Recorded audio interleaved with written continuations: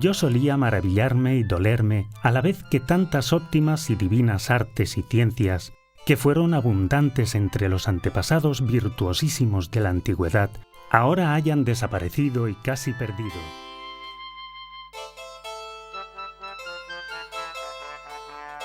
Los cambios sociales y políticos que se producen en Europa a partir del siglo XIV propician una nueva forma de ver el mundo que se continuará prácticamente hasta nuestros días. En Italia se desarrolla un movimiento cultural con un espíritu revolucionario de redescubrimiento del mundo clásico que deja atrás los modelos medievales. Este sentimiento queda patente en el término Renacimiento, creado por Giorgio Vasari.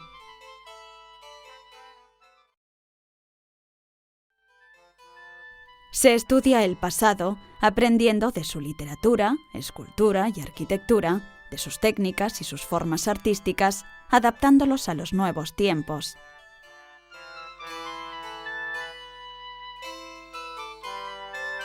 En las nuevas ideas renacentistas, la razón se impone a la fe, comenzándose una nueva visión de las ciencias y que se centra en el conocimiento del cuerpo humano. Se basa en la experiencia, la reflexión y en la búsqueda de instrumentos que faciliten la vida.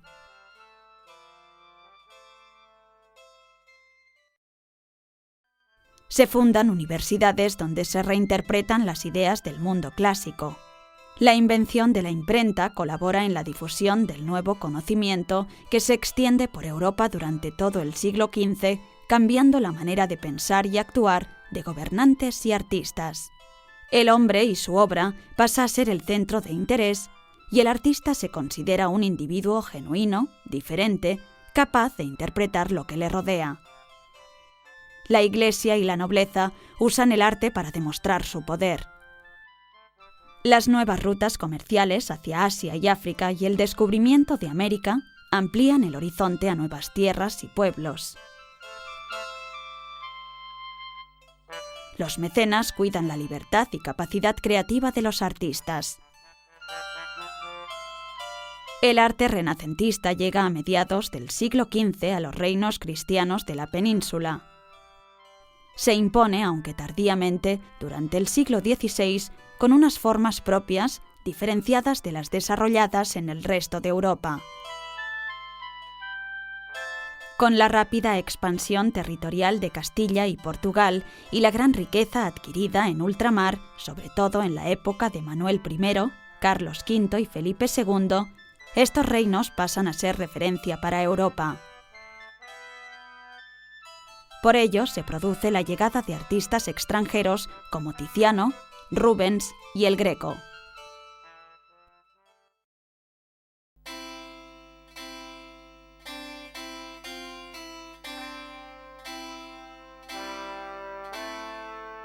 La llegada de las ideas renacentistas a la península ibérica a finales del siglo XV se refleja en los edificios góticos que siguen construyéndose. En las fachadas de estos se utilizan motivos ornamentales como escudos, esculturas y simbología, coincidentes con las nuevas corrientes artísticas procedentes de Flandes, Francia e Italia.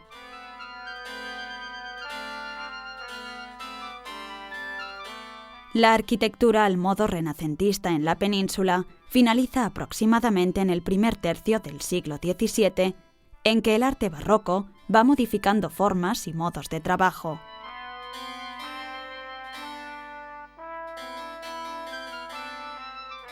Durante ese tiempo se desarrollan 4 estilos más o menos diferenciados. Plateresco, heredero de las variantes arquitectónicas góticas del siglo XV. Está influenciado por las primeras ideas renacentistas europeas. Se construyen edificios civiles como palacios y universidades.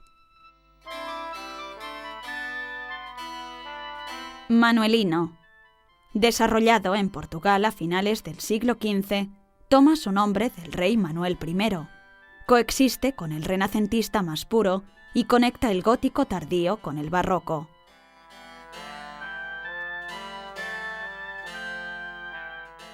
Clásico. Con retraso respecto al resto de Europa, se desarrolla una variante más cercana al Renacimiento pleno. Influenciado por las corrientes europeas, se lleva a cabo por arquitectos que llegan del exterior y otros que estudiaron fuera de la península.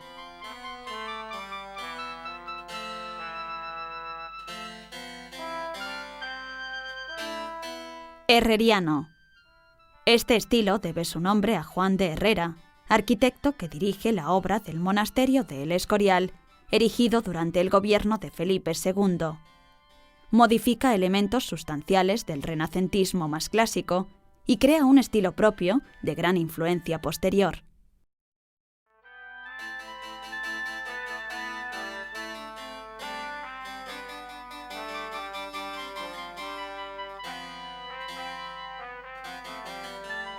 A partir del gótico isabelino, se desarrolla un estilo en el que se incorporan las primeras tendencias renacentistas. Se denomina plateresco porque su decoración excesiva parece más trabajo de orfebres con plata que de canteros con piedra. Fundamentalmente se aplica a edificios civiles que encarga el poder instaurado en la monarquía de Isabel y Fernando y los nobles. También se construyen iglesias y las nuevas universidades que dependen del poder eclesiástico, pero tienen un carácter humanista.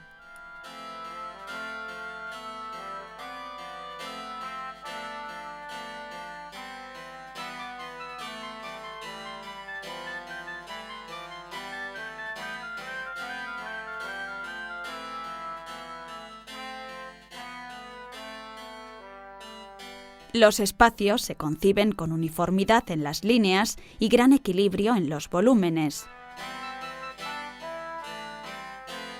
Se utilizan formas geométricas simples como el cuadrilátero en puertas y ventanas, el círculo en los arcos de medio punto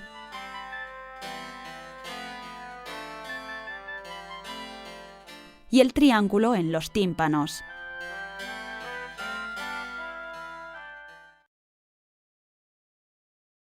La distribución de cada vano en las fachadas está determinado por la proporción y el equilibrio, con dimensiones armoniosas hechas a la medida del hombre. Los símbolos que se utilizan nos hablan de quien encarga la obra, destacando su importancia, corona, orden religiosa o nobleza, y de su función, hospital, universidad, palacio o convento. La piedra es el principal protagonista de este estilo. En el exterior, la decoración puede desarrollarse por toda la fachada. En esta aparecen motivos repetidos en forma de sepca por influencia mudéjar. En los edificios civiles se trazan las plantas pensando en su funcionalidad específica. En el interior de este patio aparecen arcos mixtilíneos y compuestos, reminiscencia del gótico. Se decora con festones, seres y motivos fantásticos que llenan antepechos, paneles, arcos, molduras y jambas. Las habitaciones se hacen más luminosas y habitables. Se distribuyen en torno a un patio central, con amplias galerías porticadas y profusa decoración al gusto medieval para demostrar el linaje. La columna abalaustrada es la protagonista de este espacio interior.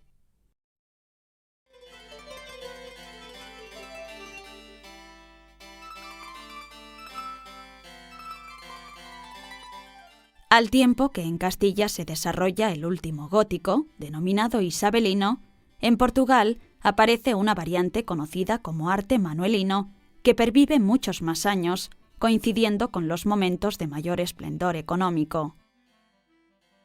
Influenciado por las corrientes europeas del gótico flamígero, convive con el plateresco y el clásico del resto peninsular durante el siglo XVI. Evoluciona hasta la llegada del barroco durante el siglo XVII, al que en algunos aspectos precede. Es un estilo híbrido de las tendencias de su momento, propio y muy original. Se percibe como el arte nacional portugués. Influye en estilos posteriores de manera recurrente, llegando a surgir, con el auge de los nacionalismos en el siglo XIX, el arte neomanuelino.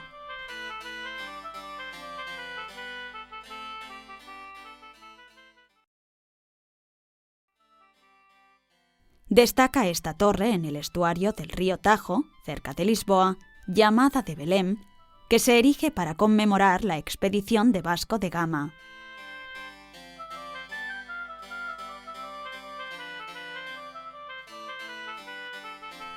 Se caracteriza por una exuberante decoración con vigorosos relieves.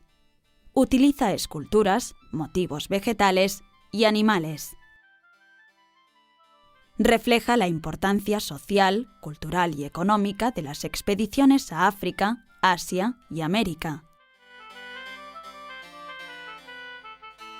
En ella se encuentran los elementos decorativos que caracterizan al arte manuelino, el escudo real y elementos de navegación.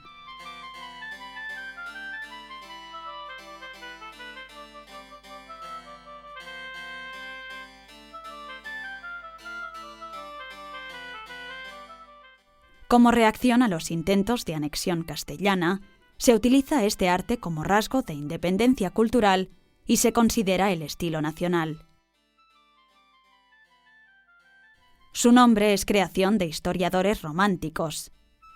Hace referencia al rey Manuel I el Grande, que gobernó Portugal en la transición del siglo XV al XVI.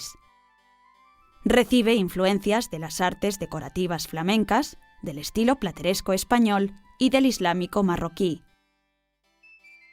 Aporta soluciones concordantes con el gusto local por los amplios espacios y los interiores de volúmenes simples. Se decoran, sobre todo, los vanos de ventanas y puertas, donde aparecen numerosas esculturas. Este estilo se utiliza en la construcción de las nuevas iglesias y monasterios.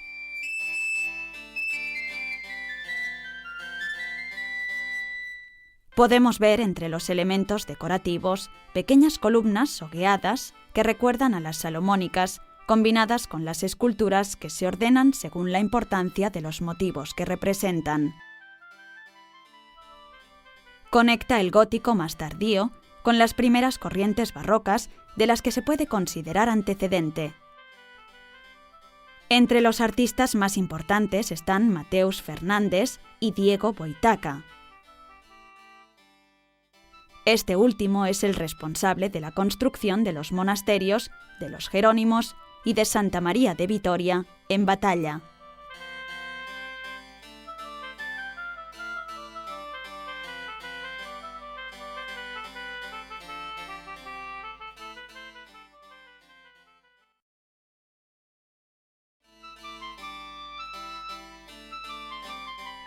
En el monasterio de Batalla, erigido en conmemoración de la victoria sobre el ejército castellano, se encuentran las capillas inacabadas, muestra excepcional del arte manuelino. El trabajo en piedra de esta obra quedó sin cubrir. Destacan los alvéolos de marfil.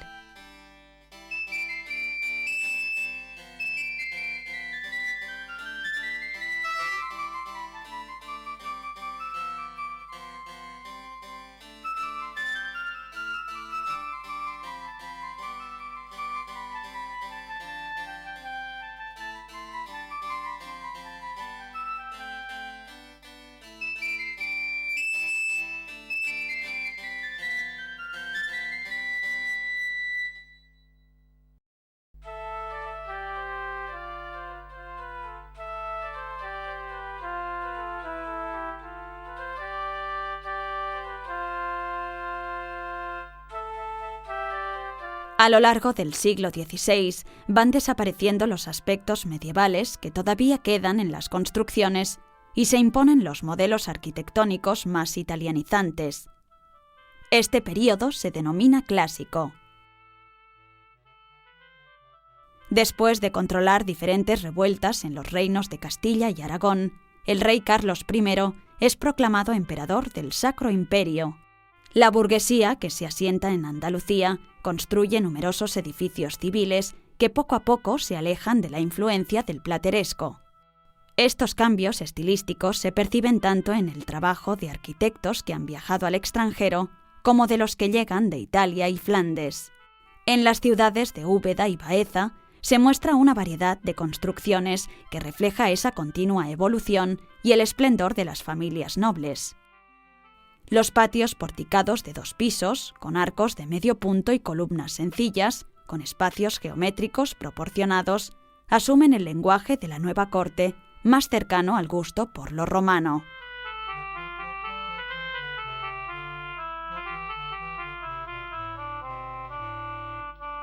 Estos elementos siguen apareciendo en las fachadas exteriores como en estas balconadas.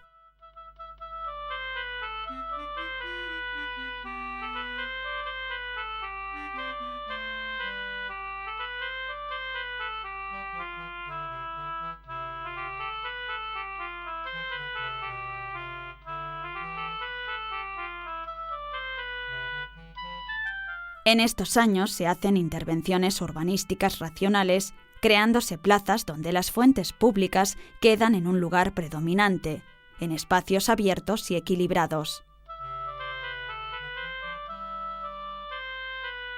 Las iglesias adoptan las nuevas formas. Se aprecia en las fachadas que se decoran con las normas clásicas.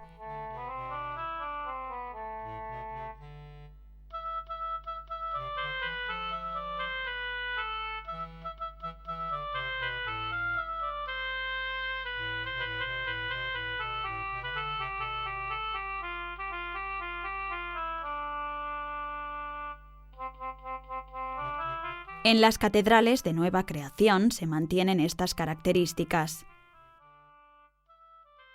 Los interiores presentan una sencillez geométrica en líneas y formas.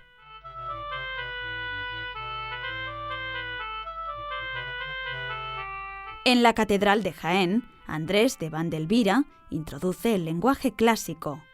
Utiliza arcos de medio punto, bóvedas de cañón y esta cúpula de media naranja, sostenida por pechinas, que cierra el espacio del crucero.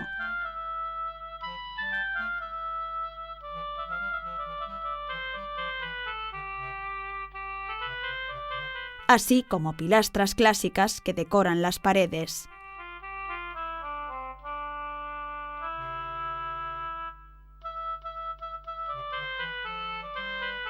Es de planta gótica y su fachada principal está muy decorada, contrastando con la sencillez interior.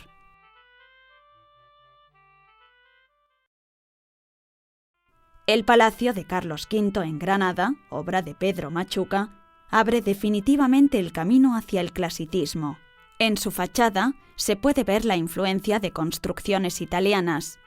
Su planta es original y excepcional. Muestra un aspecto de cubo en el exterior. En el interior se soluciona con un gran patio circular para actividades diversas.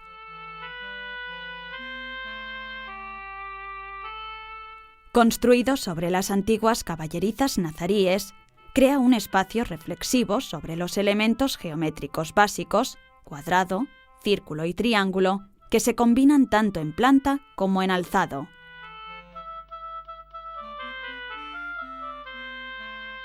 Se tallan las piedras con forma almohadillada como elemento decorativo. Sus estancias sirven para el emperador y su corte. En las 2 plantas se aprecian sencillas columnas que soportan dinteles que cargan sobre las jambas transversalmente. En puertas y ventanas de acceso a estancias se utiliza el arco de medio punto.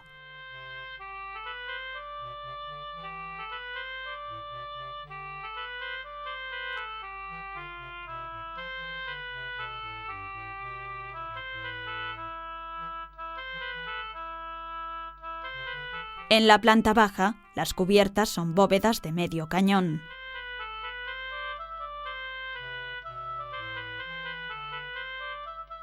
En la alta, los techos de madera están decorados con estos elementos rectangulares llamados casetones.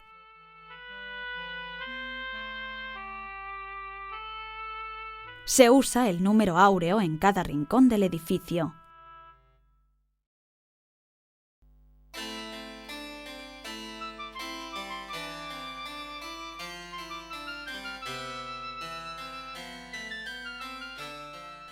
El estilo herreriano basa su nombre en el arquitecto que finaliza la obra del monasterio de El Escorial.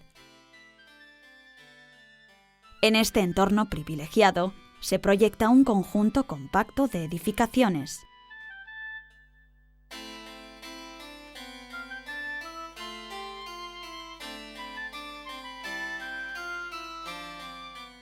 A partir de los proyectos de Juan Bautista de Toledo, que diseña la planta, Juan de Herrera lo finaliza en 1584. Define un nuevo estilo que tendrá gran influencia en los años posteriores. Más tarde se construyen las dos casas de oficios y la casa de la Compaña. Este estilo destaca por su austeridad y grandeza, haciendo triunfar la corriente italiana de desornamentación. La necesidad de reivindicar la Contrarreforma da un importante impulso a la arquitectura. Este conjunto monumental es concebido como centro político y espiritual del extensísimo imperio y como reflejo de la grandeza de la dinastía de los Austrias. Los jerónimos, encargados del cuidado del edificio, aportan sus ideas sobre la necesidad de incluir otras funciones.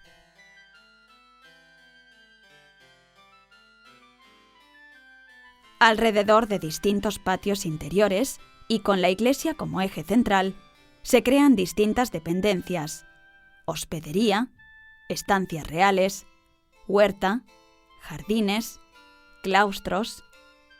Se acentúa el protagonismo de la pureza de la línea frente a cualquier abuso de elementos decorativos que distraiga la contemplación de la arquitectura. Los valores del Renacimiento se ponen al servicio de la corona para crear un nuevo templo de Salomón en la tierra, en el centro de gobierno de la misma. Se utilizan columnas que alternan órdenes dórico y jónico. En todo el edificio hay guiños simbólicos difuminados en la sencillez de sus formas.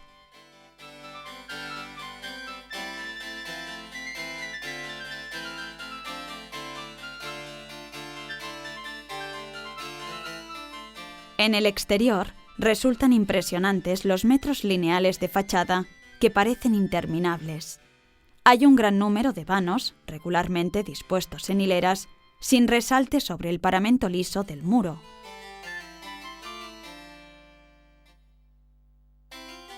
Está recorrido horizontalmente por dos molduras apenas insinuadas, una a media altura y otra que marca el nacimiento del tejado a dos aguas, en el que se abren pequeñas bohardillas. En todo el edificio encontramos constantemente una medida, 30 pies, base del número áureo. El conjunto está compuesto de monasterio, iglesia y palacio, una impresionante biblioteca y un panteón para acoger los restos mortales de los monarcas españoles desde Carlos V. Los torreones de las esquinas prolongan en altura esta composición, interrumpiendo la horizontalidad de la fachada, enlazando un paño con otro y contrarrestando la pesadez horizontal del edificio. Se construye en honor a San Lorenzo y conmemora la victoria de las tropas del rey Felipe II frente a las del rey de Francia en la batalla de San Quintín. Se rematan estos torreones en pronunciados chapiteles a cuatro aguas en pizarra negra que crean un contraste cromático con la piedra, otra de las características del estilo herreriano.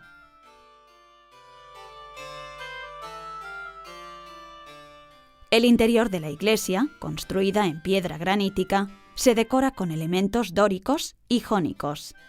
En la cúpula central encontramos una réplica de la iglesia de San Pedro de Roma y del templo de Salomón. Está sostenida por 4 pilares.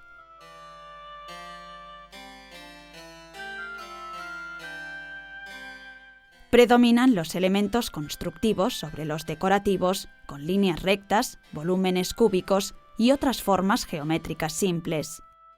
Los elementos decorativos quedan reducidos a pináculos y grandes bolas de piedra, características de este estilo.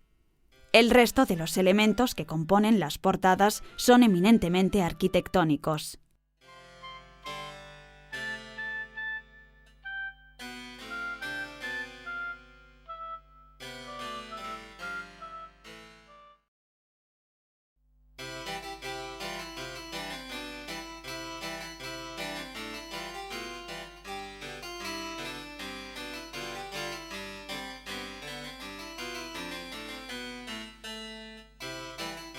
La pintura gótica se mantiene hasta que las técnicas flamenca e italiana, aunque tardíamente, llegan a la península.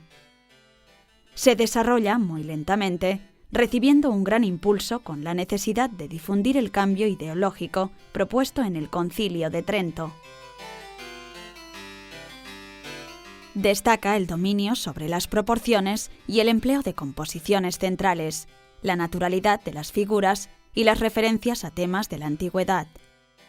Las características básicas de esta pintura son la luz y el color, los paisajes que aparecen como fondo a la escena principal y los edificios que se incluyen, demostrando el dominio sobre la perspectiva.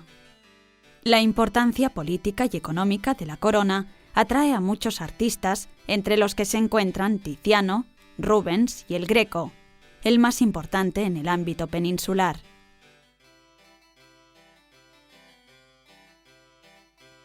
Doménicos Theotokopoulos, el Greco, nace en Creta a mediados del siglo XVI.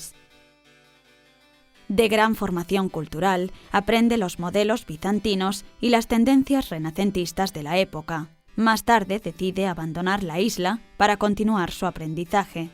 En su primera época mantiene reminiscencias góticas, utilizando el dorado, el alargamiento de figuras y la temática marcadamente religiosa, entre otras razones porque la Iglesia sigue siendo el cliente de mayor importancia. En Venecia trabaja en el taller de Tiziano, conociendo la obra de Tintoretto, Veronese y Bassano. Durante su estancia en Roma, Doménicos aprovecha las oportunidades de formación que se le brindan. Admira la obra de Miguel Ángel y los manieristas romanos y es admitido en la Academia de San Lucas en 1572, eso sí, dentro de la modesta categoría de miniaturista.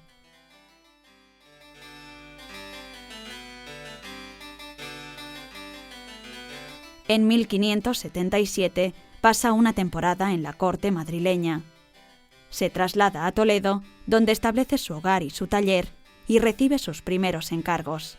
Cuenta con la protección de un importante número de personajes cultos e influyentes que le encargan sus obras más espectaculares, estableciendo relaciones de amistad con la mayor parte de ellos.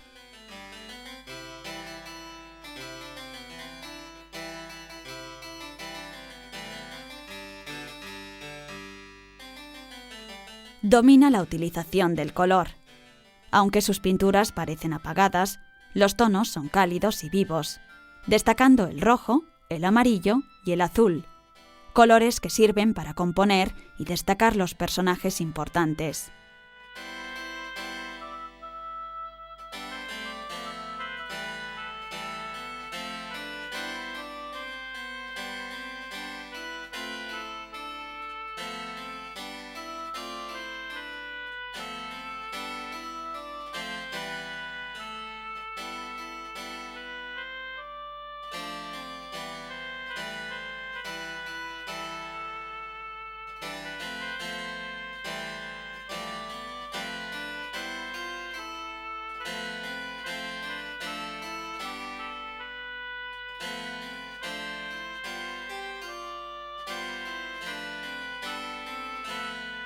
Paulatinamente se irá afianzando entre la clientela toledana, de la que recibe sus mejores encargos.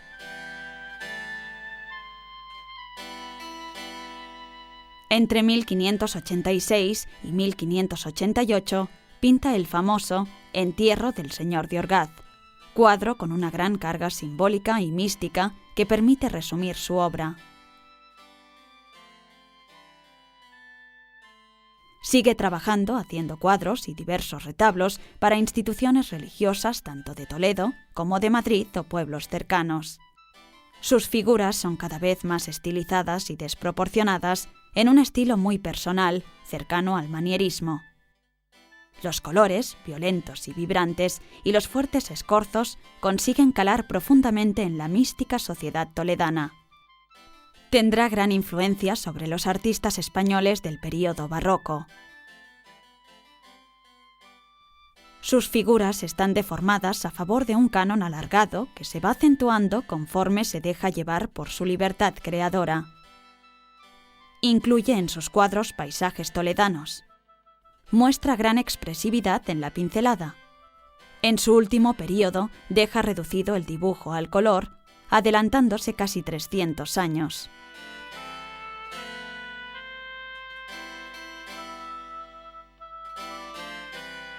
El 7 de abril de 1614 fallece en Toledo a la edad de 73 años.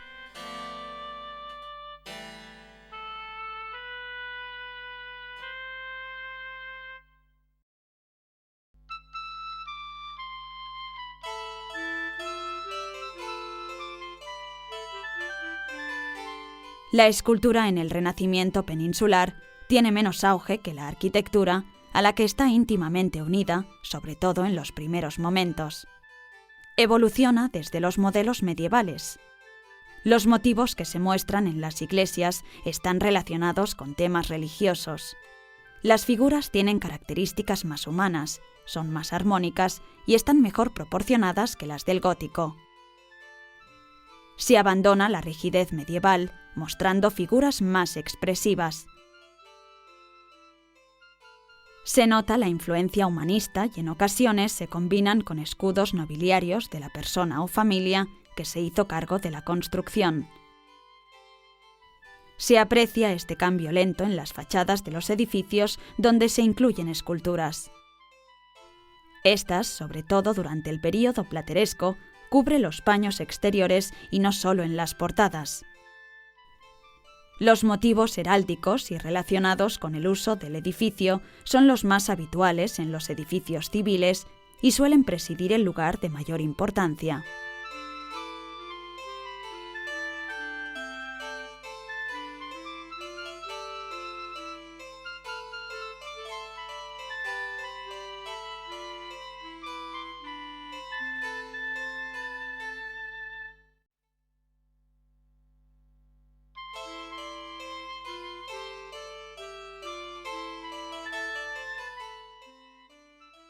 Ayuntamientos, lonjas y hospitales se decoran con esculturas de gran valor, alusivas a su función o a las personas que contribuyeron a su construcción.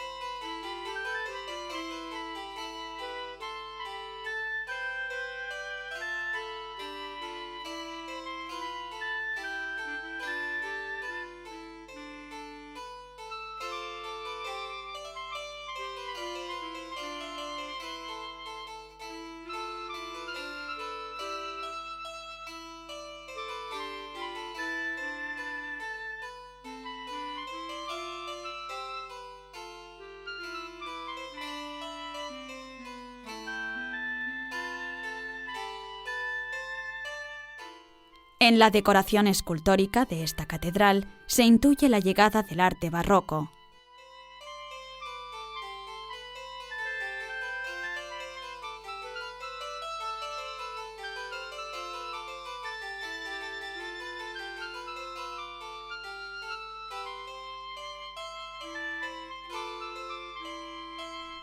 En los interiores se utiliza la escultura como decoración.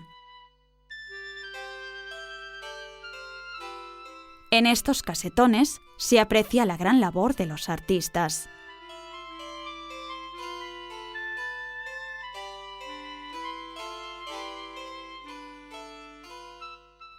También existen retablos compuestos por esculturas exentas.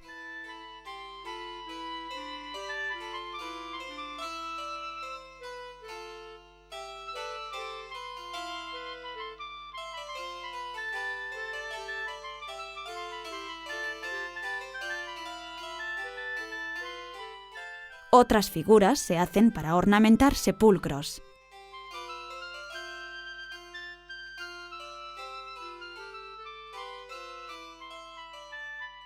Este grupo escultórico decora una capilla. En él se puede apreciar la evolución renacentista, tanto en el trabajo de las telas como en la relación entre las figuras.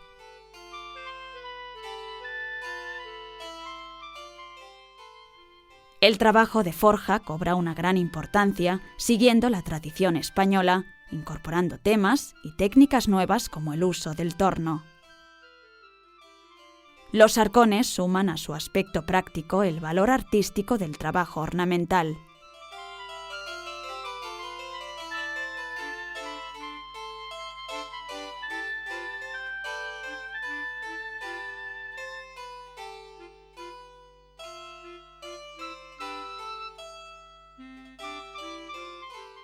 También se pueden destacar los medallones conmemorativos.